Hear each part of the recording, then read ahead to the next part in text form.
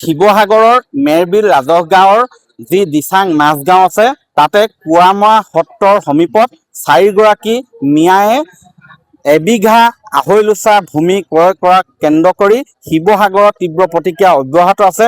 বিশেষকৈ সদৌ অসম গৰিয়া জাতীয় পৰিষদৰ শিৱসাগৰ জিলা সমিতিয়ে এই বিষয়টো কোনোপধ্যে মানি ল'ব পৰা নাই আৰু এই কেইগৰাকী মিয়াই কেনেকৈ ইয়াত ভূমি ক্ৰয় কৰিবলৈ পালে, তেওঁলোকে আধাৰ কাৰ্ড কেনেকৈ প্ৰস্তুত কৰিব পাৰিলে, এই সকলোবিলাক এটা তদন্তৰ দাবী জনাইছে আৰু কোনো কাৰণত যাতে এই বাঘবৰৰ 4গৰাকী মিয়াই শিৱসাগৰত ভূমি ক্ৰয় কৰিব নোৱাৰে তাৰ বাবে তেওঁলোকে দাবী তুলিছে। আৰু আজি শিৱসাগৰ সদৰ থানাত এখন এজাহাৰ দাখিল কৰিছে সদৌ অসম গৰিয়া জাতীয় পৰিষদৰ শিৱসাগৰ জিলা সমিতিৰ কাৰ্যকৰী সভাপতিয়ে। মই আপোনাৰ ওচৰলৈ আহিছো, আপুনি বিষয় বাবদ আছে, বিষয়টো কি ধৰণে আগবাঢ়িছে আৰু আজি এজাহাৰ দিবলগীয়া কাৰণটো কেনেকুৱা কি ধৰণৰ তথ্য আছে আপোনাৰ? হয়, চাওক আপোনালোকে সদৌ অসম গৰিয়া জাতীয় পৰিষদৰ শিৱসাগৰ জিলা সমিতিয়ে বিষয়টো মনোনিৱেশ কৰি আছে। যোৱা 30 মে তাৰিখে এই বিষয়ত সংবাদমেল কৰা হৈছিল। সংবাদমেল যোগে স্পষ্ট কৰি দিয়া হৈছিল যে অকল কুৱামৰা সত্ৰৰ সমীপৰ যি গৰিয়া আহোম বামুণ গোসাঁইৰ মাটি, অকল সেই মাটিয়ে নহয়, শিৱসাগৰ জিলাত থকা অন্যান্য পথাৰৰ খিলঞ্জীয়া থলগিৰি লোকৰ মাটি, সেই মাটি লাগিলে হিন্দুৰ হওক লাগিলে মুছলিমৰ হওক কোনো পধ্যে মিয়াৰ হাতলৈ যাব নালাগে, সেই কথাটো আমি স্পষ্ট কৰি দিছিলোঁ। যিহেতু সদৌ অসম গৰিয়া জাতীয় পৰিষদৰ শিৱসাগৰ জিলা সমিতিয়ে কেৱল মাত্ৰ থলগিৰি গৰিয়া লোকৰে নহয়, থলগিৰি যিমান ধৰ্মাৱলম্বী লোক আছে সকলোৰে স্বাৰ্থৰ হকে কাম কৰিছে। আৰু আজি কি বিষয়টো লৈ থানা পাইছে? আৰু এই বিষয়টো অকল থানাতে নহয়, এই বিষয়টো আমি মাননীয় মুখ্যমন্ত্ৰী ডাঙৰীয়ালৈ আমি এই বিষয়ে দিছোঁ। আৰু ইয়াত আমাৰ কুৱামৰা সত্ৰ, কাটনিপাৰ সত্ৰৰ 2 সন্মানীয় সত্ৰাধিকাৰে এই বিষয়ত উদ্বেগ প্ৰকাশ কৰিছে আৰু তেওঁলোকেও আমাৰ এই লগত স্বাক্ষৰ প্ৰদান কৰিছে।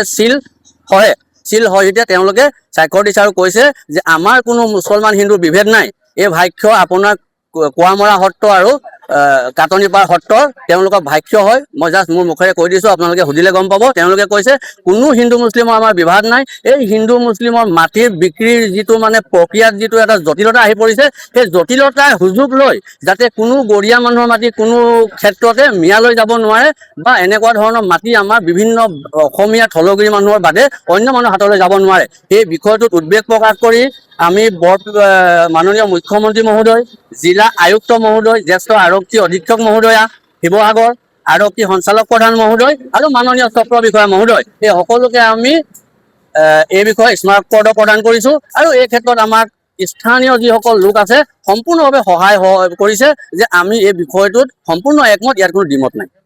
আপুনি তাৰে স্থানীয় বাসিন্দা, এই বিষয়টো সন্দৰ্ভত কি ক'ব? বৰ্তমান কিমান দূৰ কি আগবাঢ়িছে? বৰ্তমানে আমি গম পোৱালৈকে এতিয়া আমাৰ ফালে সকলো মাত মাতি আছে আৰু কথাটো কিনো ক'ম, এতিয়া আমি গোটেই কাগজ পত্ৰ আপোনালোকক দেখাইছোৱে।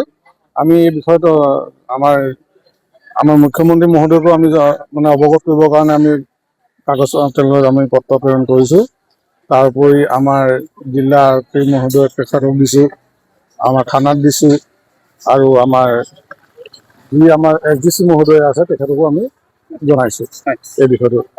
হয়, মই পুনৰ দেখুৱাইছোঁ এইবিলাক তেওঁলোকে শিৱসাগৰ সদৰ থানা, জিলা আৰক্ষী অধীক্ষক, জিলা আয়ুক্তকে ধৰি আচলতে প্ৰশাসনৰ শীৰ্ষ বিষয়ালৈ আৰু ৰাজ্যৰ মুখ্যমন্ত্ৰীলৈ স্মাৰক পত্ৰ প্ৰেৰণৰ ব্যৱস্থা কৰিছে ইতিমধ্যেই। আৰু এই যে ভূমি যি 4গৰাকী মিয়াই ভূমি ক্ৰয় কৰিছে, সেই ভূমিখিনি যাতে পুনৰ ঘূৰাই দিয়ে, যিটো মূল্যত ক্ৰয় কৰিছিলে সেই মূল্যৰ তেওঁলোকে দিবলৈ প্ৰস্তুত। সেই মিয়াকেইগৰাকীক দি ভূমিখিনি ঘূৰাই ল'ব বিচাৰিছে থলুৱা লোকসকলে। অনাগত সময়ত লক্ষণীয় হ'ব এই যি ভূমি মিয়াৰ হাতলৈ গুচি গৈছে, সেই ভূমি কি ধৰণে উভতাই আনিবলৈ সক্ষম হ'ব ইয়াত স্থানীয় লোকে, সেয়া অনাগত সময়ত লক্ষণীয় হ'ব।